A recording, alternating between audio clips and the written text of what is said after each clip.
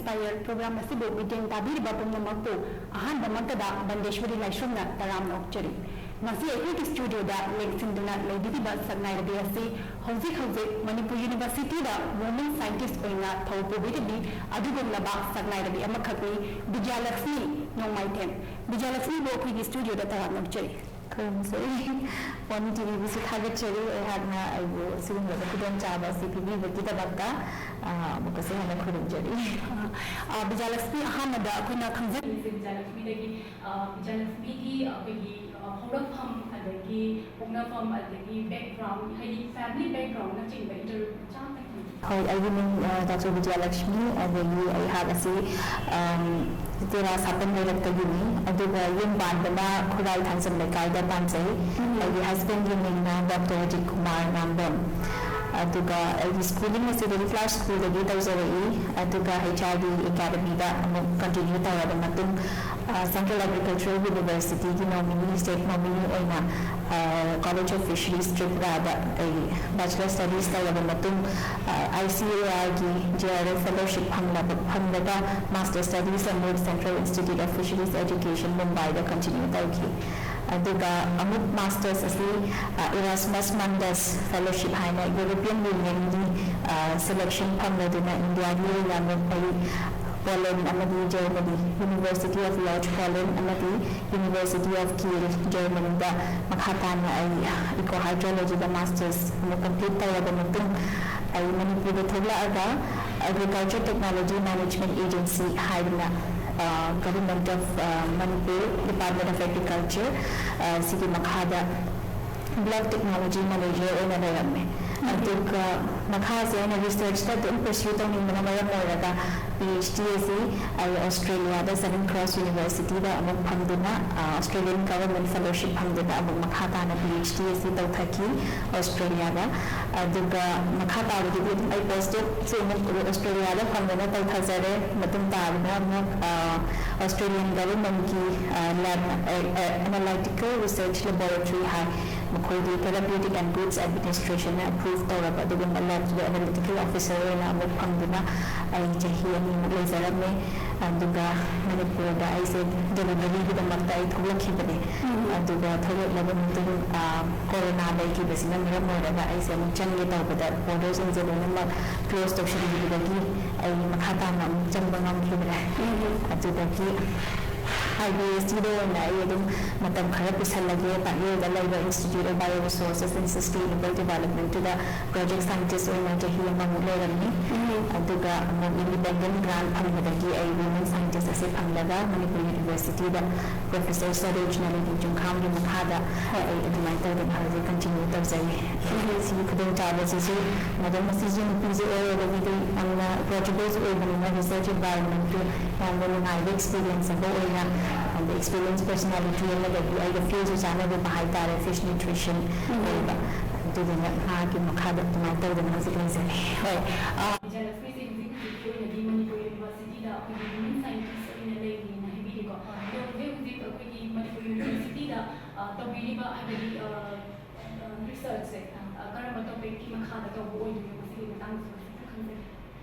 Research Hana Australia Samudragi or environment habitat to Hiji sing high the Pangba organisms, Sidation after Tawapane, do the water of Pasida, Masida natural product studies, I'm the Tawkare, I'm the Pangasu oil, and the traditional medicine, time at the youth Halamani, Matam, the level medicine high she will listen to the science. Maputhola Bahai science now won't back up the Raga when the traditional culture in the Tawamapoto science not back up the Raga study the mention but even the Nam say I'm not the freshwater environment the she reports say very likely high at the same time medicine the decision of the scientifically elucidate them with a pitch and tension the Bahai and to the area is a diverse kind of organism groups. Sa kudi tharoy, arukongring, the Yidikuna, the Pamunda, the seafood that I know the octopus, kumbas fruits, kumbas, even the Mayams, the Academy, and the Yamachawa, given the Phyla, fresh water sector da bitau to dribanina women scientists hai by the schemes gi makha da tawjari ba jana manipur da phang ba models group se thalo ba company ba se ji da ko gi thaini gi halam ni matam di dar lang thang ni sijina wa ni ba pot si kari yaw ba gi no kamai da taw ba gi no ha ba na ching ba do scientifically elucidate ta na ba di da makta ma sum ko gi na pri ni mayam yung ba thabak su kham dam kham kham na la ni mayam se si da karama ma wan da functional food since hela enhance ta wa ban ko issue income generation gi da makta taw ba ya ka ta gi ha ba na ching ba si gi ta ba si ha je kan gi da taw jari ba sina okay ado ko ni sum ta za ba da picture piece Australia da su ko fellowship ama phanga ado su research to bi ra me hai ko ado to to ba research ina kara ba topic ki makha de ba ko gi business mi na gi Australia da research to ri ba se ziki topic se ko gi India da madu research to ba gi ko gi facilities in like da bana mara ko du ra na kari maram de gi ha gi Australia da chaka ko ni ma sing matang da research to ba se ko du ma sing matang so facility gi matang se tang kap na ba lang se ko ando ai na smai na taw da manipur da thabak talaga video mo na lawan basida research on the makha chathaning ba the research on the makha chathaning ba sida ai se hana da this will be masters ku aina eco hydrology gi European Union gi makha da taw panina masters by research ne disu aduna maban facilities aina abi exposure da later panina facility da makha din chathaning ba gi abama di lai ba hai tare haidi na quality control adagi di makoi facility di India da su chawa da mapham da bala ma lai aduga adugu ai gi field da chana da bla hai da operation ma su lai ko haidi ai gi field da na natural product studies da ga ai ma chaw khya hai da ko film ma da ai na chan da ya da na ta bani na didina chana da ba sum ye na kuma tamsida aina applications in the thara kama tamda misali Australia se han da Tasmania da phangi to Tasmania da phang se aina abu ka mun kha da matam chinna ji Southern Cross University se da New South Wales da mun phangi da New South Wales ke sin hin na ina pam ba oi do to dunya da man da na kha ja thadi bani the research is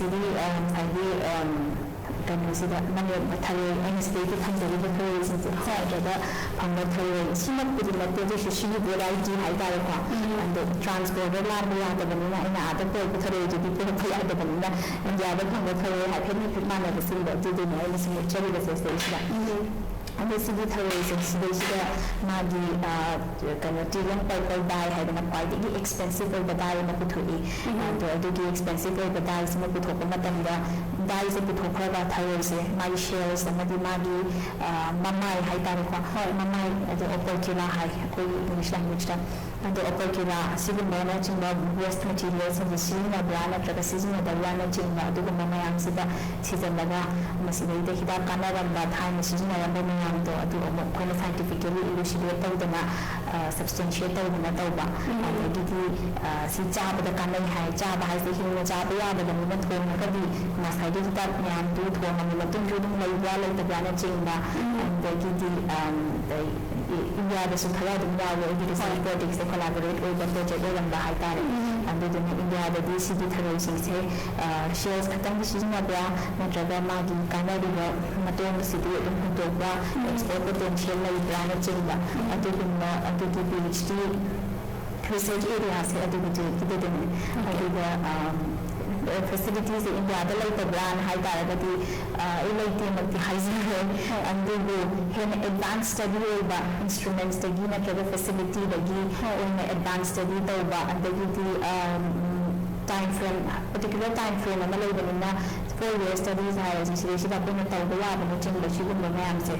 so na kan di administrative procedure bi na thura parina haston ta ga productivity do he lo ba the top 50 universities world top 50 universities ba adu ba da so gain exposure lo no do and the number na ga so mo choose to be yam na se haddi na sai ye ko ye sai som na hai bi do ai tyrant purple ko hai bi tharoi ba khala ma ne ba masdegi hai tharoi ore ka su seasonal ore ka su not every seasonal da di na sai hai ba medicine na jo hai ba dai se sum ba di ya na te ba just ni variety kara ma play di ko ado yang mai je ko koi ni sum koi ni sum ta da traditional medicine hai ba ma ꯑꯩꯈꯣꯏꯒꯤ common people ꯗ first think ꯑꯩꯈꯣꯏꯒꯤ mind ꯗ strike ꯇꯧꯔꯤꯕꯁꯦ ꯑꯩꯈꯣꯏꯒꯤ plant ꯍꯥꯏꯗꯤ natural procedure ꯗꯒꯤ ꯁꯦꯝꯕ ꯅꯠꯇ꯭ꯔꯒ plant ꯗꯒꯤ extract ꯇꯧꯕ ꯑꯗꯨꯒꯨꯝꯕ medicine ꯅꯠꯇ꯭ꯔꯒ ꯑꯗꯨꯒꯨꯝꯕ product ꯇꯨ ꯑꯣꯏꯅ ꯑꯅꯝꯕ ꯃꯇꯝꯗ ꯎꯏꯌꯦꯕꯀꯣ ꯑꯗꯣ ꯃꯁꯤꯁꯦ ꯀꯗꯥꯏ ꯐꯥꯎꯕ ꯆꯨꯝꯒꯦ ꯍꯥꯏꯕꯗꯤ traditional medicine ꯍꯥꯏꯔꯒ ꯑꯩꯈꯣꯏꯅ already just plant ꯗꯒꯤ ꯈꯛ ꯁꯨꯡꯕ꯭ꯔꯥ ꯅꯠꯇ꯭ꯔꯒ ꯑꯇꯩ ꯑꯇꯩ ꯀꯔꯝꯕ ꯀꯩꯅꯣꯁꯤꯡꯗꯒꯤ ꯁꯨꯡꯕ ꯌꯥꯕꯒꯤ ꯀꯩꯅꯣ ꯂꯩꯒꯦ ꯑꯗꯨꯒ ꯃꯁꯤꯅ ꯑꯩꯈꯣꯏꯒꯤ ꯃꯤꯌꯥꯝꯗ ꯀꯗꯥꯏ ꯐꯥꯎꯕ ꯀꯥꯟꯅꯕ ꯄꯤꯒꯅꯤ ꯍꯥꯏꯕꯗꯤ traditional medicine ꯍꯥꯏꯕꯁꯤꯗꯕꯨ ꯑꯩꯈꯣꯏꯒꯤ chemical ꯁꯤꯖꯤꯟꯅꯗꯦ ꯍꯥꯏꯕꯒꯤ ꯂꯣꯏꯅꯃꯛ ꯑꯗꯨꯒꯨꯝꯕ ꯑꯥꯏꯗꯤꯌꯥ ꯑꯃꯗꯤ ꯂꯣꯏꯅ ꯂꯩꯅꯕꯅꯤꯅꯀꯣ ꯑꯗꯣ ꯃꯁꯤ ꯀꯗꯥꯏꯐꯥꯎꯗ ꯆꯨꯝꯒꯦ ꯑꯗꯨꯒ ꯑꯩꯈꯣꯏꯒꯤ ꯉꯁꯥꯏꯒꯤ ꯀꯦꯃꯤꯀꯦꯜꯁꯦ ꯁꯤꯖꯤꯟꯅꯕ꯭ꯔꯥ ꯅꯠꯇ꯭ꯔꯒ ꯃꯤꯅꯤꯃꯜ ꯑꯦꯃꯥꯎꯟꯇ ꯑꯣꯏꯔꯒꯁꯨ ꯈꯤꯇꯪꯗꯪ ꯑꯣꯏꯔꯒꯁꯨ ꯁꯤꯖꯤꯟꯅꯕ ꯌꯥꯎꯕ꯭ꯔꯥ ꯅꯠꯇ꯭ꯔꯒ ꯑꯗꯨꯝ ꯄꯨꯔꯥ ꯑꯣꯏꯅ ꯅꯦꯆꯔꯦꯜ ꯑꯣꯏꯕ꯭ꯔꯥ ꯃꯁꯤꯒꯤ ꯃꯇꯥꯡꯗꯁꯨ ꯈꯤꯇꯪ ꯈꯪꯕꯤꯌꯨ Yani traditional medicine ꯍꯣꯏ ꯆꯨꯝꯃꯦ traditional medicine ꯍꯥꯏꯔꯤꯕꯁꯦ ꯑꯩꯈꯣꯏꯅ chemical free ꯍꯥꯏꯕꯅꯤ ꯇꯁꯦꯡꯅ ꯍꯥꯏꯔꯒꯗꯤ nature-ꯗꯒꯤ ꯐꯪꯉꯤꯕ ꯄꯥꯝꯕꯤ ꯈꯪꯗꯦ ꯑꯗꯒꯤꯗꯤ ꯀꯩꯅꯣ ꯈꯪꯗꯦ ꯑꯗꯨꯗꯒꯤ ꯃꯥꯒꯤ extract ꯑꯗꯨ ꯁꯨꯡꯉꯦ ꯍꯥꯏꯔꯒ ꯑꯗꯒꯤꯗꯤ ꯑꯩꯈꯣꯏꯅ ꯍꯣꯏ scientific termꯗꯕꯨꯗꯤ extract ꯍꯥꯏꯔꯦ ꯑꯗꯨꯒ ꯊꯥꯏꯅ ꯁꯤꯖꯤꯟꯅꯔꯝꯕꯅ ꯐꯨꯠꯂꯒꯗꯤ ꯆꯥꯕꯅꯤ ꯈꯪꯗꯦ ꯑꯗꯒꯤꯗꯤ ꯀꯔꯤꯒꯨꯝꯕ ꯑꯃꯒ ꯃꯤꯛꯁ ꯇꯧꯔꯒ ꯁꯥꯍꯜꯂꯒꯅꯤ ꯈꯪꯗꯦ ꯁꯨꯡꯗꯣꯛꯄꯅꯤ ꯈꯪꯗꯦ ꯃꯍꯤꯗꯣ ꯂꯧꯊꯣꯛꯄꯅꯤ ꯈꯪꯗꯦ ꯑꯗꯨꯃꯥꯏꯅ ꯇꯧꯔꯒ ꯑꯗꯨ ꯍꯣꯏ ꯆꯨꯝꯃꯦ ꯑꯅꯝꯕꯅ ꯃꯌꯥꯝꯅ ꯁꯤꯗ ꯏꯟꯗꯤꯌꯟ ꯀꯣꯟꯇꯦꯛꯁꯇ ꯈꯪꯅꯕꯗꯤ ꯄ꯭ꯂꯥꯟꯠꯁꯦ ꯉꯥꯛꯇ ꯈꯪꯅꯩ ꯀꯩꯒꯤꯅꯣ ꯍꯥꯏꯕ ꯃꯇꯝꯗ ꯑꯩꯈꯣꯏꯒꯤ ꯁꯤꯒꯤ ꯔꯦꯀꯣꯔꯗꯁꯦ ꯁꯪꯁꯀ꯭ꯔꯤꯠꯀꯤ ꯑꯌꯨꯔꯚꯦꯗꯤꯛꯀꯨꯝꯕ ꯑꯗꯒꯤꯗꯤ ꯁꯤꯒꯨꯝꯕ ꯃꯌꯥꯝꯗ ꯑꯣꯏꯔꯝꯕꯅꯤꯅ ꯑꯩꯈꯣꯏꯒꯤ ꯁꯥ ꯉꯥꯁꯦ ꯊꯦꯡꯕ ꯌꯥꯗꯕ ꯑꯗꯒꯤꯗꯤ ꯁꯦꯡꯉꯤ ꯁꯦꯡꯗꯦꯅ ꯆꯤꯡꯕ ꯑꯗꯨꯒꯨꯝꯕ ꯃꯌꯥꯝꯁꯨ ꯑꯣꯏꯕ ꯑꯗꯨꯗꯨꯅ ꯑꯅꯝꯕꯅ ꯄ꯭ꯂꯥꯟ ꯑꯣꯔꯤꯖꯤꯟꯗ ꯌꯥꯝꯅ ꯑꯦꯟꯀꯔꯦꯖ ꯇꯧꯕꯗꯣ ꯑꯗꯨ ꯑꯣꯏꯈꯤꯕꯅꯁꯨ ꯑꯣꯏꯔꯝꯕ ꯌꯥꯏ ꯍꯥꯏꯅ ꯈꯜꯂꯤ ꯑꯗꯨꯕꯨ ꯃꯦꯔꯤꯟ ꯏꯟꯚꯥꯏꯔꯟꯃꯦꯟ ꯑꯇꯣꯞꯄ marine environment se ꯑꯩꯈꯣꯏꯒꯤ ꯁꯃꯨꯗ꯭ꯔꯗ ꯐꯪꯉꯤꯕ ꯑꯗꯨꯒꯨꯝꯕ ꯑꯣꯔꯒꯥꯅꯤꯖꯝ ꯃꯌꯥꯝꯁꯦ ꯑꯁꯤꯗꯒꯤꯗꯤ ꯑꯩꯈꯣꯏꯅ ꯀꯥꯟꯅꯕ ꯑꯗꯨꯒꯨꯝꯕ ꯃꯌꯥꯝ ꯑꯃ extract ꯇꯧꯕꯒꯤ ꯔꯦꯀꯣꯔꯗ ꯃꯌꯥꯝ ꯑꯃ ꯂꯩꯔꯤꯅ ꯗ꯭ꯔꯒ ꯗꯤꯚꯦꯂꯞꯃꯦꯟꯠꯀꯤ ꯍꯥꯏꯔꯤꯕꯁꯤꯗꯒꯤ ꯑꯩꯒꯤ ꯁꯦꯛꯇꯔꯁ ꯇꯁꯦꯡꯅ ꯍꯥꯏꯔꯒꯗꯤ ꯃꯣꯂꯁꯇꯒꯤ ꯍꯥꯏꯔꯒꯁꯨ ꯑꯗꯒꯤꯗꯤ ꯈꯔ ꯄꯤꯛꯁꯜꯂꯒ ꯊꯔꯣꯏ ꯅꯠꯇ꯭ꯔꯒ ꯀꯣꯡꯒ꯭ꯔꯦꯟ ꯁ꯭ꯋꯥꯏꯗꯒꯤ ꯍꯥꯏꯔꯒꯁꯨ ꯂꯥꯏꯛ ꯄ꯭ꯔꯤꯃꯣꯜ ꯀꯥꯏꯅ ꯑꯩꯈꯣꯏꯒꯤ ꯑꯥꯔꯊ꯭ꯔꯥꯏꯇꯤꯁꯀꯤꯀꯣ ꯅꯠꯇ꯭ꯔꯒꯁꯨ ꯑꯥꯁꯊꯃꯥꯒꯨꯝꯕꯒꯤ ꯑꯣꯏꯅ ꯑꯗꯨꯃꯥꯏꯅ ꯇꯧꯗꯅ Black Moors ꯁꯣꯡꯗꯅ New Zealandꯒꯤ Black Moors ꯍꯥꯏꯔꯤꯕ ꯀꯝꯄꯅꯤꯁꯤꯅ ꯁꯣꯡꯗꯅ ꯋꯥꯔꯜ ꯋꯥꯏꯗ ꯒ꯭ꯂꯣꯕꯦꯜꯂꯤ ꯂꯣꯏꯅ ꯑꯦꯚꯦꯂꯦꯕꯜ ꯑꯣꯏꯔꯕ ꯑꯗꯨꯒꯨꯝꯕ USFDAꯅ ꯑꯦꯄ꯭ꯔꯨꯚ ꯇꯧꯔꯕ ꯗ꯭ꯔꯒ ꯀꯌꯥ ꯑꯃ ꯑꯗꯩ ꯏꯟꯗꯤꯌꯥꯒꯤꯗꯁꯨ ꯁꯤꯇꯣꯟ ꯀꯦꯇꯥꯏꯃꯤꯟ ꯀꯥꯏꯅ ꯑꯩꯈꯣꯏꯒꯤ ꯄꯔꯅꯥꯕꯦꯔꯤꯗꯤꯁ ꯀꯥꯏꯅ ꯑꯩꯈꯣꯏꯒꯤ ꯀꯣꯡꯒꯣꯟ ꯃꯔꯤꯡꯒꯤ ꯍꯥꯏꯇꯥꯔꯦꯀꯣ ꯑꯗꯨꯗꯒꯤ ꯁꯣꯡꯕ ꯍꯤꯗꯥꯛ ꯂꯩꯔꯦ ꯖꯦꯀꯣꯅꯣꯇꯥꯏꯞ ꯀꯥꯏꯅ ꯇꯧꯗꯅ ꯑꯗꯣ ꯍꯥꯏꯔꯤꯕ ꯁꯤꯒꯨꯝꯕ ꯃꯃꯜ ꯌꯥꯝꯂꯕ ꯁꯤꯅ ꯑꯩꯅ ꯃꯣꯂꯁ ꯈꯛꯇꯪꯒꯤꯗꯁꯨ ꯆꯠꯂꯒ ꯍꯥꯏꯖꯕꯅꯤꯀꯣ ꯑꯗꯨꯒ ꯃꯣꯂꯁꯇꯁꯨ ꯑꯇꯣꯞꯄ ꯃꯌꯥꯝ ꯑꯃ ꯂꯩꯔꯤꯕ ꯃꯌꯥꯝꯁꯤꯗꯒꯤꯁꯨ ꯑꯗꯨꯒꯨꯝꯕ ꯍꯤꯗꯥꯛ ꯃꯌꯥꯝ ꯑꯃ ꯁꯨꯡꯗꯅ ꯅ꯭ꯌꯨꯇ꯭ꯔꯥꯁꯤꯇꯤꯀꯦꯜ ꯍꯥꯏꯔꯒ ꯃꯈꯣꯏꯗꯒꯤ ꯁꯨꯡꯉꯛꯄꯁꯤꯅ ꯑꯗꯨ ꯀꯦꯃꯤꯀꯦꯜ ꯐ꯭ꯔꯤꯂꯤ ꯅꯦꯆꯔꯦꯜ ꯑꯣꯔꯤꯖꯤꯟ ꯑꯣꯏ ꯃꯈꯣꯏ ꯑꯁꯤ ꯑꯗꯨꯗꯨꯅ ꯃꯤ ꯃꯌꯥꯝꯁꯤꯅꯁꯨ ꯀꯦꯃꯤꯀꯦꯜ ꯐ꯭ꯔꯤ ꯑꯣꯏꯕꯅꯤꯅ ꯁꯦꯐ ꯑꯣꯏꯒꯗ꯭ꯔꯥꯅ ꯍꯦꯟꯅ ꯄꯥꯝꯅꯕꯒꯤ ꯀꯩꯅꯣꯁꯤꯁꯨ ꯁꯤꯐ ꯇꯧꯔꯛꯄꯁꯤꯁꯨ ꯐꯥꯔꯃꯥꯁꯤꯎꯇꯤꯀꯦꯜꯗꯒꯤ ꯅ꯭ꯌꯨꯇ꯭ꯔꯥꯁꯤꯇꯤꯀꯦꯜ ꯂꯣꯝꯗ ꯁꯤꯐ ꯇꯧꯔꯛꯄꯒꯤ ꯄꯣꯠꯁꯤꯁꯨ ꯑꯗꯨꯝ ꯂꯩꯔꯤꯕꯅꯦꯕꯀꯣ ꯃꯣꯗꯔꯟ ꯁꯥꯏꯟꯁꯅ ꯆꯥꯎꯈꯠꯂꯛꯄꯒꯤ ꯃꯇꯨꯡ ꯏꯟꯅ ꯑꯗꯨꯗꯨꯅ ꯀꯩꯅꯣ ꯇꯧꯋꯦ ꯍꯥꯏꯗꯤ ꯑꯅꯝꯕꯅ ꯑꯦꯅꯤꯃꯦꯜ ꯑꯣꯔꯤꯖꯤꯟꯗꯁꯨ ꯂꯩꯇꯕꯗꯤ ꯅꯠꯇꯦ ꯑꯗꯨꯕꯨ ꯑꯅꯝꯕꯅꯗꯤ ꯃꯔꯤꯟ ꯑꯣꯔꯒꯥꯅꯤꯖꯝꯗꯤ ꯑꯣꯏ ꯑꯦꯅꯤꯃꯦꯜ ꯑꯣꯔꯤꯖꯤꯟꯁꯤꯡꯁꯦ ꯑꯣꯀꯦ ꯉꯁꯥꯏꯒꯤ ꯁꯣꯝꯅ ꯍꯥꯏꯕꯤꯈꯤꯕ ꯇꯥꯏꯔꯦꯟ ꯕꯕꯜꯁꯤꯗꯒꯤ ꯑꯩꯈꯣꯏꯒꯤ ꯉꯁꯥꯏ ꯗꯥꯏ ꯁꯨꯡꯕꯒꯤꯗꯤ ꯍꯥꯏꯕꯤꯔꯛꯑꯦ ꯑꯗꯣ ꯑꯄꯥꯔꯠ ꯐ꯭ꯔꯣꯝ ꯗꯦꯠ ꯑꯩꯈꯣꯏꯒꯤ ꯃꯦꯗꯤꯁꯤꯟꯒꯨꯝꯕꯗ ꯁꯤꯖꯤꯟꯅꯕ ꯌꯥꯕꯒꯤ ꯀꯩꯅꯣꯒꯨꯝꯕꯗꯤ ꯂꯩꯕ꯭ꯔꯥ ꯑꯗꯨꯒ ꯃꯦꯗꯤꯁꯤꯟ ꯑꯣꯏꯅ ꯑꯩꯈꯣꯏ ꯁꯤꯖꯤꯟꯅꯕ ꯌꯥꯕꯒꯤ ꯆꯥꯟꯁꯦꯁ ꯂꯩꯔꯒꯗꯤ ꯀꯔꯝꯕ ꯑꯩꯈꯣꯏꯒꯤ ꯗꯤꯖꯤꯁꯀꯨꯝꯕ ꯃꯗꯨꯅ ꯀꯤꯌꯣꯔ ꯇꯧꯕ ꯉꯝꯕ ꯂꯩꯈ꯭ꯔꯒꯦ ꯅꯠꯇ꯭ꯔꯒ ꯂꯩꯕ꯭ꯔꯥ ꯅꯠꯇ꯭ꯔꯒ ꯁ꯭ꯀꯣꯞꯁꯦ ꯀꯔꯤ ꯂꯩꯒꯦ ꯍꯥꯏꯕꯁꯤ ꯃꯇꯥꯡꯗꯁꯨ ꯑꯗꯨꯒꯤ ꯃꯃꯣꯏꯅ ꯅꯥꯏꯖꯤꯔꯤꯌꯟ ꯄꯔꯄꯜ ꯍꯥꯏꯕꯁꯦ ꯀꯔꯤꯅꯣ ꯍꯥꯏꯕꯁꯤꯗ ꯅꯨꯡꯉꯥꯏꯖꯒꯦꯀꯣ ꯅꯥꯏꯖꯤꯔꯤꯌꯟ ꯄꯔꯄꯜ ꯍꯥꯏꯕꯁꯦ ꯈ꯭ꯋꯥꯏꯗꯒꯤ ꯑꯦꯛꯁꯄꯦꯟꯁꯤꯞ ꯑꯣꯏꯕ ꯅꯦꯆꯔꯦꯜ ꯑꯃꯗꯤ ꯄꯔꯃꯅꯦꯟꯠ ꯑꯣꯏꯕ ꯗꯥꯏꯅꯤ ꯃꯥꯁꯦ ꯑꯗꯨꯒ ꯈ꯭ꯋꯥꯏꯗꯒꯤ ꯏꯍꯥꯟ ꯍꯥꯟꯅ ꯃꯔꯤꯟ ꯑꯣꯔꯤꯖꯤꯟꯗ ꯁ꯭ꯇ꯭ꯔꯛꯆꯔꯁꯦ ꯏꯂꯨꯁꯤꯗꯦꯠ ꯅꯠꯇ꯭ꯔꯒ ꯗꯤꯐꯥꯏꯟ ꯇꯧꯈꯤꯕ ꯍꯥꯏꯇꯥꯔꯦ ꯃꯔꯤꯟꯗꯒꯤ ꯐꯪꯉꯛꯄ ꯀꯝꯄꯥꯎꯟꯁꯈꯩꯗ ꯑꯗꯨꯒꯨꯝꯕ ꯗꯥꯏ ꯃꯈꯜ ꯑꯃꯅꯤ ꯑꯗꯣ ꯑꯦꯛꯁꯄꯦꯟꯁꯤꯞ ꯑꯣꯏꯕ ꯍꯥꯏꯁꯦ ꯀꯌꯥꯃꯨꯛ ꯌꯥꯝ ꯑꯣꯏꯒꯗꯒꯦ ꯍꯥꯏꯕꯕꯨ 1 ꯒ꯭ꯔꯥꯝ ꯁꯝꯅ ꯍꯥꯏꯔꯕꯗ ꯊꯨꯝ ꯄꯤꯟꯆ ꯑꯃꯒꯨꯝꯕ ꯑꯗꯨꯒꯨꯝꯕꯁꯤꯗ $3,000 ꯃꯨꯛ ꯂꯩ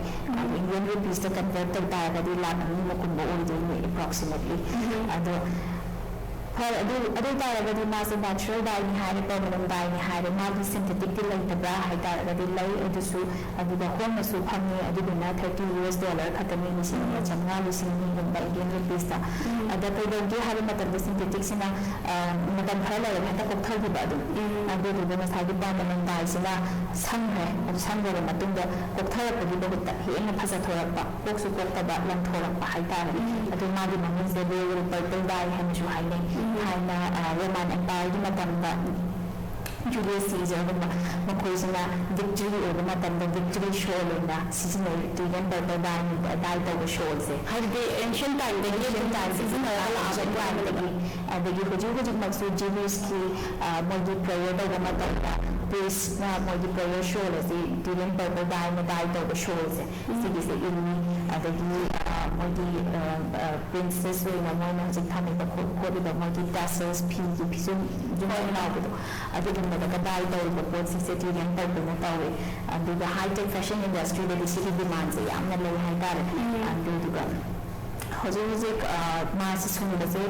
ꯀꯝꯄꯅꯤ ꯌꯥꯝꯅꯗꯤ ꯁꯨꯡꯗꯦ ꯑꯗꯨꯒ ꯃꯃꯤꯡ ꯑꯣꯏꯅ ꯄꯜꯂꯕꯗ ꯖꯔꯃꯟꯒꯤ ꯀ꯭ꯔꯤꯃꯔ ꯍꯥꯏꯗꯅ ꯅꯦꯆꯔꯦꯜ ꯗꯥꯏ ꯀꯝꯄꯅꯤ ꯑꯃ ꯂꯩ ꯑꯗꯨꯗꯨꯅ ꯁꯨꯡꯉꯒ ꯍꯧꯖꯤꯛ ꯌꯣꯜꯂꯤ ꯑꯗꯣ ꯌꯥꯝ ꯇꯥꯡꯉꯤ ꯍꯥꯏꯌꯦ ꯃꯥꯁꯦ ꯑꯗꯣ ꯇꯥꯡꯉꯤꯁꯦ ꯀꯩꯗꯧꯕꯒꯤꯅꯣ ꯍꯥꯏꯇꯥꯔꯒꯗꯤ 1 gram ꯈꯤꯇꯪ ꯐꯪꯅꯕ ꯃꯇꯝꯗ thousands of snails sacrifice tꯧꯋꯦꯕ ꯃꯥꯁꯦ ꯑꯗꯨꯒ ꯃꯥꯒꯤ ꯄ꯭ꯔꯣꯁꯦꯁꯇꯨ ꯌꯥꯝꯅ ꯅꯦꯆꯔꯦꯜ ꯄ꯭ꯔꯣꯁꯦꯁ ꯀꯦꯃꯤꯀꯦꯜ ꯐ꯭ꯔꯤꯗ ꯇꯧꯔꯛꯄꯅꯤꯅ ꯌꯥꯝꯅ ꯈꯨꯠ ꯆꯪꯕ ꯍꯥꯏꯇꯥꯔꯦ ꯄꯨꯊꯣꯛꯅꯕ ꯍꯣꯠꯅꯕꯗ ꯑꯗꯣ ꯑꯗꯨꯃꯥꯏꯅ ꯈꯨꯠ ꯆꯪꯕ ꯑꯗꯒꯤꯗꯤ thousands of snails sacrifice ꯇꯧꯔꯛꯄ ꯑꯗꯨꯗꯨꯅꯅꯦꯅ ꯍꯥꯏ ꯑꯗꯨꯗꯨꯒ ꯑꯗꯨꯗꯤ ꯑꯃꯨꯛ ꯈꯤꯇꯪ ꯌꯦꯡꯊꯣꯛꯑꯒ thousands of snails sacrifice ꯇꯧ ꯇꯥꯔꯒꯗꯤ sustainable ꯑꯣꯏꯕ꯭ꯔꯥ ꯑꯣꯏꯗꯕ꯭ꯔꯥ ꯍꯥꯏꯕ ꯀ꯭ꯋꯦꯁꯟ ꯑꯃꯁꯨ ꯑꯃꯨꯛ ꯂꯥꯛꯑꯦꯗꯅ ꯍꯥꯏꯕꯗꯤ ꯑꯩꯈꯣꯏ ꯑꯣꯔꯒꯥꯅꯤꯖꯝ ꯑꯃꯗꯤ ꯑꯗꯨꯝ ꯍꯥꯠꯂꯤꯕꯅꯤ ꯀꯩꯅꯣꯁꯦ ꯐꯪꯅꯕ ꯍꯣꯠꯅꯕꯗ ꯑꯗꯨꯃꯥꯏꯅ ꯇꯧꯗꯅ ꯇꯧꯕꯁꯤꯗꯅ ꯉꯁꯥꯏꯒꯤ ꯇ꯭ꯔꯤꯒꯟ ꯄꯔꯄꯜ ꯗꯥꯏꯁꯤ ꯊꯔꯣꯏ ꯃꯁꯥꯅ ꯄꯨꯊꯣꯛꯄꯔꯥ ꯅꯠꯇ꯭ꯔꯒ ꯃꯥꯅ ꯆꯥꯔꯤꯕ ꯗꯥꯏꯠꯇꯨꯅꯔꯥ ꯃꯉꯣꯟꯗ ꯌꯥꯎꯔꯤꯕ ꯏꯟꯗꯣꯁꯤꯝꯕꯥꯏꯟꯁꯇꯨꯅ ꯑꯣꯏꯔꯤꯕꯔꯥ ꯍꯥꯏꯕꯅꯆꯤꯡꯕ ꯑꯁꯤꯒꯨꯝꯕꯒꯤ ꯔꯤꯁꯔꯆ ꯑꯁꯤꯅ ꯑꯩꯒꯤ ꯍꯁꯕꯦꯟꯅ ꯍꯧꯖꯤꯛ ꯃꯥꯅ ꯃꯥꯒꯤ PhD ꯃꯇꯝꯗꯒꯤ ꯍꯧꯔꯒ ꯑꯗꯨꯝ ꯀꯟꯇꯤꯅ꯭ꯌꯨ ꯇꯧꯔꯤ ꯑꯗꯨꯗꯨꯒ ꯂꯥꯏꯕꯛ ꯐꯕ ꯑꯃꯅ ꯉꯁꯥꯏꯒꯤ ꯇ꯭ꯔꯤꯒꯟ ꯄꯔꯄꯜ ꯗꯥꯏ ꯑꯁꯤ ꯃꯔꯛꯁꯤꯗ ꯃꯥ ꯄꯨꯊꯣꯛꯄꯁꯤ ꯕꯦꯛꯇꯤꯔꯤꯌా ꯑꯃꯅꯅꯤ ꯍꯥꯏꯗꯅ ꯑꯩꯈꯣꯏꯅꯁꯨ ꯐꯥꯏꯟꯗꯤꯡꯁꯇ ꯂꯩꯈ꯭ꯔꯦ ꯑꯗꯨꯒ ꯃꯗꯨ ꯄꯦꯇꯦꯟ ꯄ꯭ꯔꯣꯁꯦꯁꯇ ꯂꯩꯔꯤ ꯑꯗꯨꯗꯨꯅ ꯁ꯭ꯋꯥꯏ ꯐꯥꯎꯕ ꯊꯝꯖꯩ ꯍꯥꯏꯕꯗꯤ ꯁꯣꯝꯒꯤ ꯍꯁꯕꯦꯟꯁꯤꯁꯨ ꯑꯗꯨꯝ ꯁꯥꯏꯟꯇꯤꯁ ꯑꯣꯏꯅ ꯂꯩꯕꯤꯔꯤꯔꯥ ꯅꯠꯇ꯭ꯔꯒ ꯃꯥꯁꯨ ꯔꯤꯁꯔꯆꯔꯅꯦꯕ ꯑꯗꯨꯃꯥꯏꯅ ꯇꯧꯋꯤ ꯑꯗ ꯁꯤꯒꯤ thousands of snails ꯃꯌꯥꯝꯁꯦ sacrifice ꯇꯧꯔꯒ ꯑꯗꯨ ꯑꯣꯏꯇꯥꯔꯒꯗꯤ shells ꯑꯗꯒꯤꯗꯤ shell ꯍꯥꯏꯔꯒꯗꯤ ꯃꯥꯒꯤ ꯃꯈꯨꯁꯦꯀꯣ ꯑꯗꯒꯤꯗꯤ ꯃꯥꯒꯤ ꯁꯦꯜꯁꯤꯅ ꯃꯃꯥꯏ opercula ꯍꯥꯏꯗꯅ ꯑꯩꯈꯣꯏꯒꯤ ꯈꯨꯖꯤꯟ ꯃꯥꯟꯕꯀꯣ ꯑꯩꯈꯣꯏꯒꯤ ꯁ꯭ꯋꯥꯏꯗ ꯆꯥꯅꯔꯤꯕ ꯊꯔꯣꯏ ꯃꯃꯥꯏꯁꯤꯅ ꯄꯥꯛ ꯄꯥꯛꯏ ꯃꯣꯏꯒꯤꯁꯤꯅ ꯈꯤꯇꯪ ꯈꯨꯖꯤꯟ ꯃꯥꯜꯂꯦꯀꯣ ꯑꯗꯣ ꯁꯤꯒꯤ ꯁꯨꯃꯥꯏꯅ ꯇꯧꯗꯅ ꯃꯃꯥꯏꯅꯆꯤꯡꯕ ꯁꯤꯒꯨꯝꯕ ꯃꯌꯥꯝꯁꯤꯗꯤ ꯕꯥꯏ ꯄ꯭ꯔꯗꯛ ꯃꯌꯥꯝꯁꯤ ꯁꯤꯖꯤꯟꯅꯕ꯭ꯔꯥ ꯅꯠꯇ꯭ꯔꯒ ꯁꯤꯖꯤꯟꯅꯗꯕ꯭ꯔꯥ ꯑꯗꯨꯝ ꯍꯨꯟꯗꯣꯛꯄ꯭ꯔꯥꯅꯆꯤꯡꯕ ꯑꯗꯨꯒꯨꯝꯕꯁꯦ ꯁꯨꯝ ꯊꯤꯒꯠꯂꯛꯄ ꯑꯗꯨ ꯊꯤꯒꯠꯂꯛꯄ ꯀꯥꯟꯁꯤꯗ ꯑꯩꯈꯣꯏꯒꯤ ꯊꯥꯏꯅꯒꯤ 13th centuryꯒꯤ ship ꯑꯃ ꯃꯦꯗꯤꯇꯦꯔꯦꯅꯤꯌꯟ ꯁꯤꯗꯒꯤ ꯔꯤꯀቨꯔ ꯇꯧꯔꯛꯄꯁꯤꯗ ꯔꯣꯃꯥꯟꯁ ꯅꯠꯇ꯭ꯔꯒ ꯒ꯭ꯔꯤꯀꯣꯒꯤ ꯄꯣꯠ ꯃꯌꯥꯝ ꯐꯪꯕꯁꯤꯗ ꯁꯤꯒꯤ ꯊꯔꯣꯏ ꯃꯃꯥꯏꯁꯦ ꯃꯌꯥꯝ ꯑꯃ ꯐꯪꯕ ꯍꯥꯏꯇꯥꯔꯦ ꯑꯗ ꯑꯗꯨꯒꯤ ꯐꯪꯕꯁꯦ ꯀꯔꯤꯒꯤꯅꯣ ꯍꯥꯏꯅ ꯁꯨꯝ ꯈꯨꯟꯁꯦ ꯇꯧꯕ ꯃꯇꯝꯗ ꯊꯥꯏꯅ ꯑꯗꯨꯃꯥꯏꯅ ꯇꯧꯗꯅ ꯒ꯭ꯔꯤꯀꯣ ꯔꯣꯃꯥꯟꯁꯤꯡꯁꯤꯅ ꯇ꯭ꯔꯦꯗꯤꯡ ꯇꯧꯔꯝꯃꯤ ꯇ꯭ꯔꯦꯗꯤꯡ ꯇꯧꯕ ꯁꯨꯝꯕꯁꯤꯗꯒꯤ ꯄꯔꯐ꯭ꯌꯨꯝ ꯏꯟꯗꯁꯇ꯭ꯔꯤꯗ ꯁꯤꯖꯤꯟꯅꯕꯒꯤ ꯍꯥꯏꯗꯅ ꯁꯨꯗꯥꯅꯤꯁꯀꯨꯝꯕ ꯑꯗꯒꯤꯗꯤ ꯑꯗꯨꯒꯨꯝꯕ ꯀꯜꯆꯔ ꯈꯔꯗ ꯍꯥꯏꯕꯗꯤ ꯉꯁꯥꯏꯒꯤ ꯀꯩꯅꯣꯁꯦ apart from ꯉꯁꯥꯏꯒꯤ ꯗꯥꯏ ꯄꯨꯊꯣꯛꯄ ꯈꯛ ꯅꯠꯇꯅ ꯄꯔꯐ꯭ꯌꯨꯝꯒꯨꯝꯕꯁꯨ ꯁꯤꯖꯤꯟꯅꯔꯝꯃꯤ ꯍꯥꯏꯗꯅ ꯑꯗ ꯁꯤꯖꯤꯟꯅꯔꯝꯃꯤꯁꯦ ꯀꯟꯇ꯭ꯔꯣꯚꯔꯁꯤ ꯑꯃꯨꯛ ꯂꯩꯕ ꯈꯔ ꯑꯃꯅ ꯁꯤꯒꯤ ꯃꯃꯥꯏꯅꯤ ꯑꯃꯨꯛ ꯍꯥꯏꯕ ꯈꯔ ꯑꯃꯅ ꯑꯃꯨꯛ ꯃꯗꯨ ꯄ꯭ꯂꯥꯟ ꯑꯣꯔꯤꯖꯤꯟꯅꯤ ꯑꯃꯨꯛ ꯍꯥꯏꯕ ꯉꯁꯥꯏꯒꯤ ꯄ꯭ꯂꯥꯟ ꯑꯣꯔꯤꯖꯤꯟ ꯅꯠꯇ꯭ꯔꯒꯗꯤ ꯀ꯭ꯂꯤꯟ ꯑꯣꯏꯜ ꯑꯟꯀ꯭ꯂꯤꯟ ꯑꯣꯏꯜ ꯄꯔꯐ꯭ꯌꯨꯝꯁꯦ ꯆꯥꯏꯕ ꯌꯥꯏ ꯌꯥꯗꯦꯅ ꯆꯤꯡꯕ ꯑꯗꯨꯒꯨꯝꯕꯗꯨꯒꯤ ꯑꯣꯏꯔꯝꯒꯗ꯭ꯔꯥ ꯍꯥꯏꯅ ꯈꯜꯂꯤ ꯍꯥꯏꯅ ꯑꯗꯨꯝ ꯑꯗꯨꯃꯥꯏꯅ ꯐꯣꯡꯗꯣꯛꯑꯝꯃꯦ ꯑꯗ ꯀꯟꯇ꯭ꯔꯣꯚꯔꯁꯤꯗꯤ ꯂꯩꯔꯦ ꯄꯣꯠꯁꯦ ꯑꯗꯣ ꯀꯟꯇ꯭ꯔꯣꯚꯔꯁꯤ ꯂꯩꯕꯁꯤꯗ ꯄ꯭ꯂꯥꯟ ꯑꯣꯔꯤꯖꯤꯟꯁꯤꯡꯗꯨꯗꯒꯤ ꯍꯥꯟꯅ ꯔꯤꯁꯔꯆ ꯇꯧꯔꯝꯕꯁꯤꯗ ꯃꯣꯏꯗꯒꯤ ꯐꯪꯉꯛꯏꯕ ꯀꯦꯃꯤꯀꯦꯜ ꯀꯝꯄꯥꯎꯟꯁ ꯃꯌꯥꯝꯁꯤꯒ ꯉꯁꯥꯏꯒꯤ ꯊꯔꯣꯏ ꯃꯃꯥꯏꯁꯦ ꯃꯣꯏꯒꯤ ꯇꯔꯝꯗꯣ ꯑꯣꯅꯤꯀ꯭ꯌꯥ ꯍꯥꯏꯀꯣ ꯑꯗꯣ ꯑꯣꯅꯤꯀ꯭ꯌꯥꯁꯤꯒ ꯃꯥꯒꯤ ꯁꯤꯖꯤꯟꯅꯐꯝ ꯑꯅꯤꯁꯦ ꯀꯟꯁꯤꯁꯇꯦꯟ ꯏꯑꯣꯏ ꯑꯣꯏꯗꯕ ꯑꯗꯨ ꯑꯣꯏꯗꯕꯅꯤꯅ ꯗꯥꯏꯔꯦꯛ ꯀ꯭ꯂꯦꯝ ꯇꯧꯕꯁꯦ ꯉꯝꯗꯕ ꯍꯥꯏꯇꯥꯔꯦ ꯑꯗ ꯑꯩꯈꯣꯏꯒꯤ ꯔꯤꯁꯔꯆ ꯇꯤꯝꯁꯤꯅ ꯑꯗꯨꯃꯥꯏꯅ ꯇꯧꯗꯅ ꯁꯤꯒꯤ ꯃꯃꯥꯏꯁꯤꯗ ꯃꯣꯏꯅ ꯁꯤꯖꯤꯟꯅꯔꯝꯕꯁꯤꯗ ꯀꯃꯥꯏꯅ ꯁꯤꯖꯤꯟꯅꯔꯝꯕ ꯄꯔꯐ꯭ꯌꯨꯃꯔꯤꯒꯤꯅ ꯑꯗꯒꯤꯗꯤ ꯍꯤꯗꯥꯛꯇꯁꯨ ꯁꯤꯖꯤꯟꯅꯔꯝꯕ ꯍꯤꯗꯥꯛꯇ ꯁꯤꯖꯤꯟꯅꯔꯝꯕꯁꯤꯅ ꯀꯃꯥꯏꯅ ꯇꯧꯒꯦ ꯍꯥꯏ ꯀꯥꯟꯁꯤꯗ ꯁꯨꯗꯥꯅꯤꯁ ꯅꯨꯄꯤꯁꯤꯡꯁꯤꯅ ꯃꯈꯣꯏꯒꯤ ꯅ꯭ꯌꯨꯂꯤ ꯃꯦꯔꯤड ꯕ꯭ꯔꯥꯏꯠꯁꯨ ꯑꯗꯒꯤꯗꯤ ꯃꯦꯔꯤड ꯕ꯭ꯔꯥꯏꯠꯁꯨ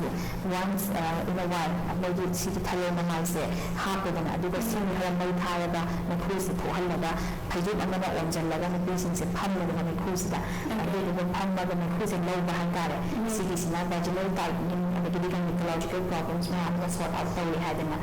Sudanese ki nama culture le amna mami le badin nama le phama phamaba adagidi ammo patoba Mediterranean gumba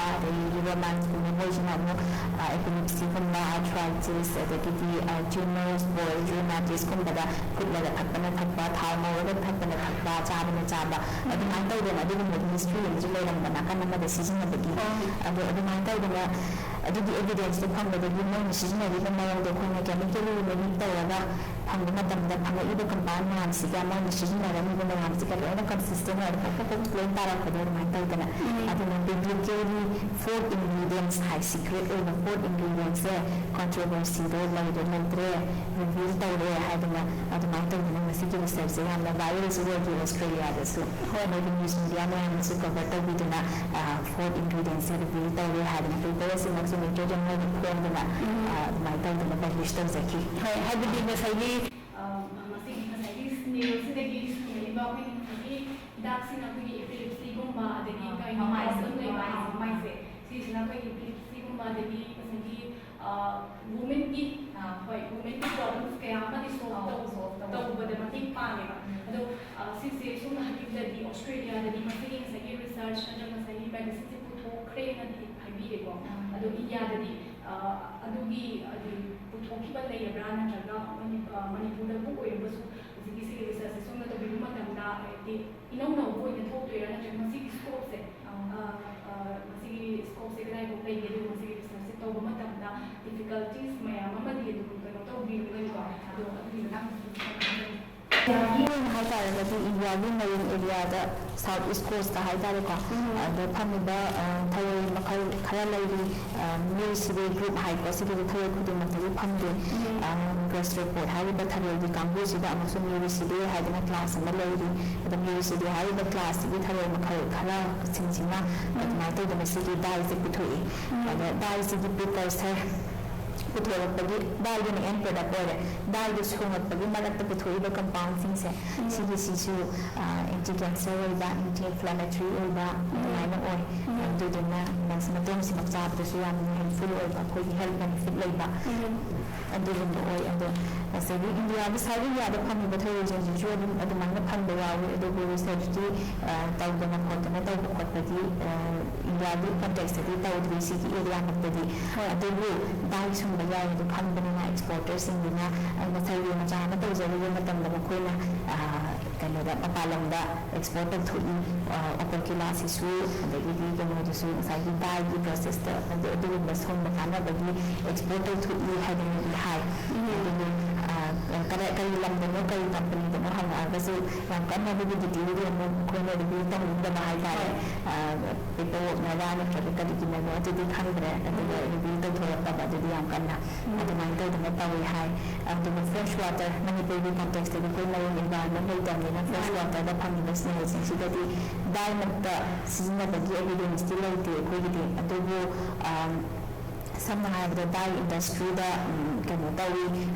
da synthetic dye nam se season da magi leaching to da hai da ko sta chum green is a kiba kokiba at the day that could be put the chemical rather put the other to put the bigger machine of the season like I have the evidence to honey and the scientifically proven way that rather than to just traditionally season of the diwa at the NCDC and the traditional medicine the seasonal and the evidence still lay and the like you report to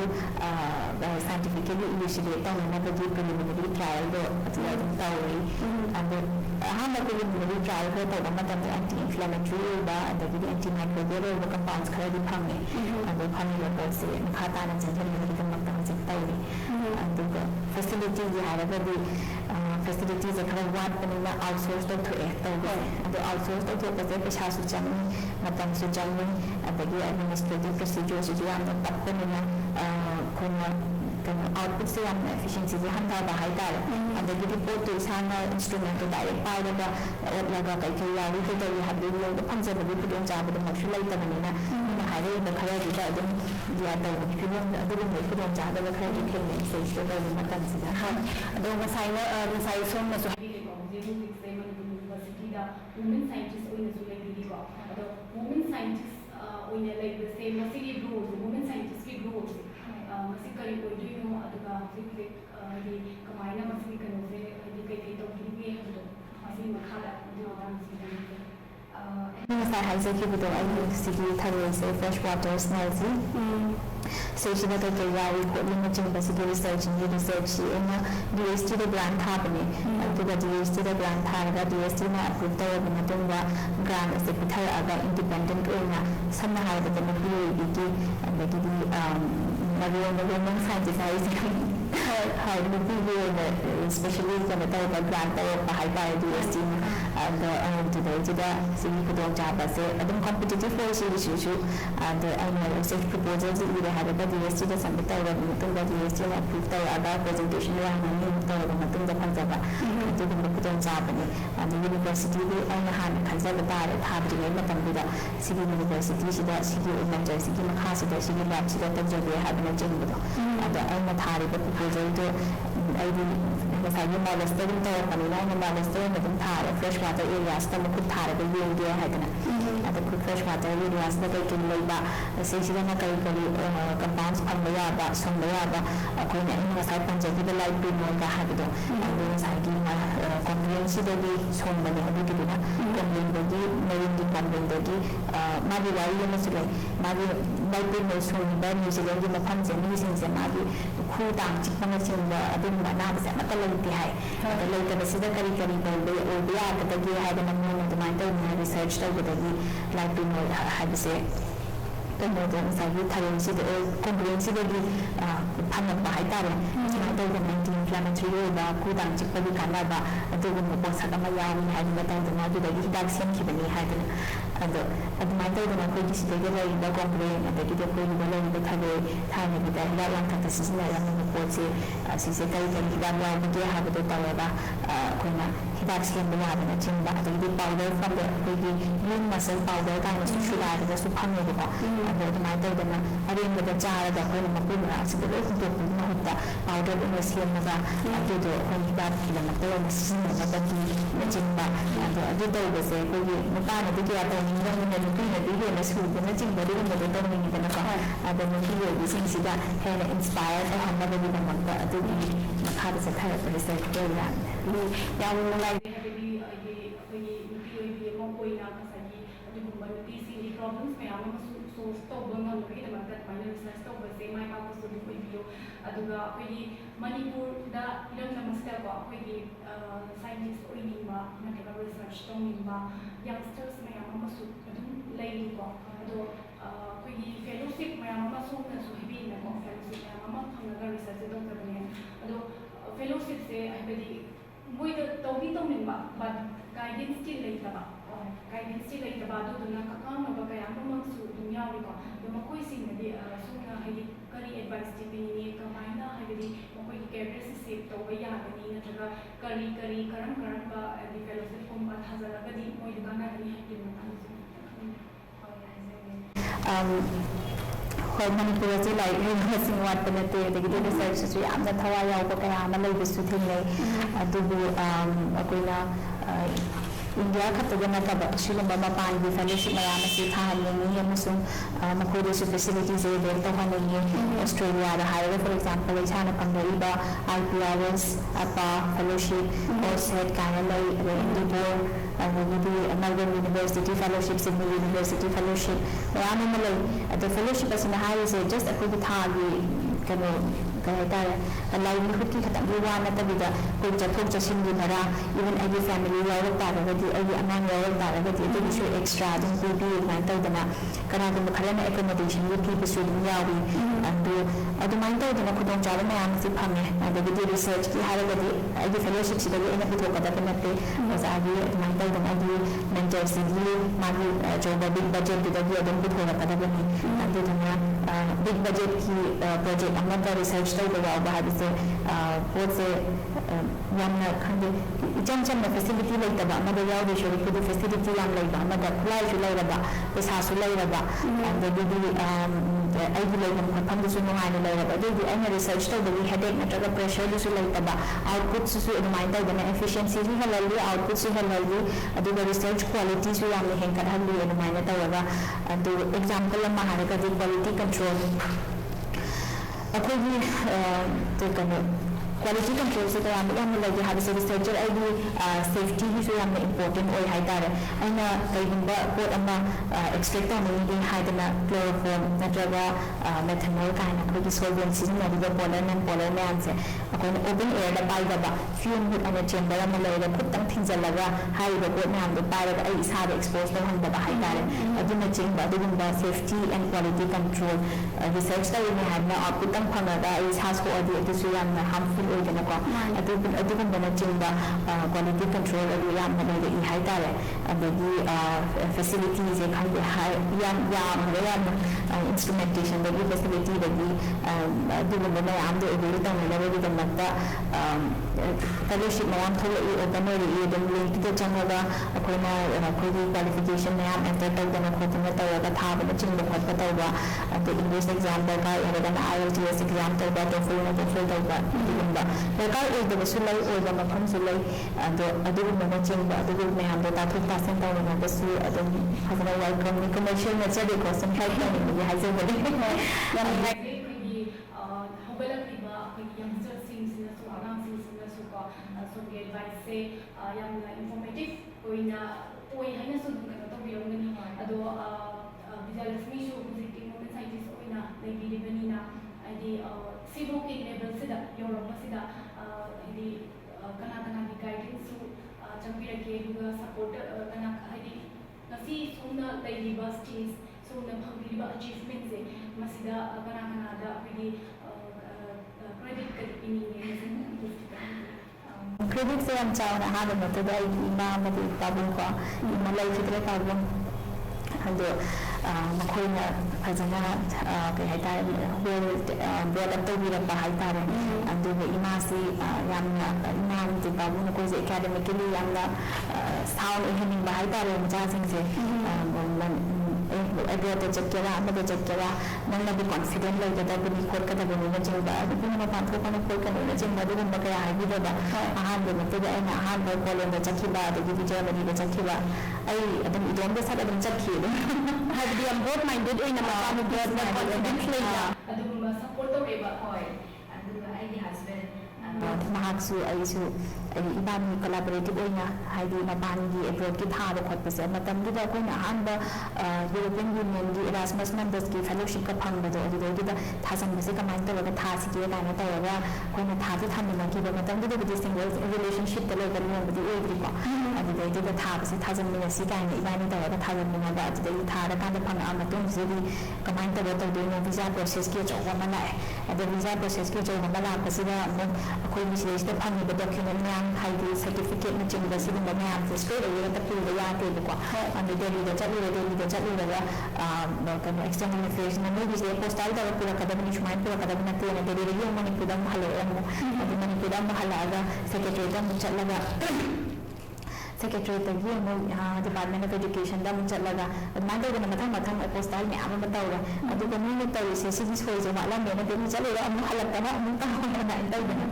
ꯑꯗꯨꯅ ꯍꯥꯏꯕꯅꯆꯤꯡꯕꯁꯦ ꯁꯤ ꯃꯇꯝꯗꯨꯗ ꯁꯦꯀ꯭ꯔꯦꯇꯔꯤꯌꯦꯠꯇꯁꯨ ꯀꯅꯥꯝꯇ ꯑꯗꯨꯒꯨꯝꯕ ꯄꯣꯁꯇꯥꯏꯜ ꯇꯧꯕꯒꯤ ꯂꯥꯛꯄ ꯈꯣꯠꯄ ꯑꯗꯩ department of ꯑꯦꯗꯨꯀꯦꯁꯟꯗꯁꯨ ꯀꯅꯥꯝꯇ ꯂꯥꯛꯇꯕꯅꯤ ꯃꯣꯏꯁꯨ ꯀꯃꯥꯏꯅ ꯇꯧꯗꯣꯏꯅꯣ ꯈꯪꯗꯦ ꯃꯇꯝꯗꯨꯗ ꯑꯗꯨꯒ ꯀꯔꯤ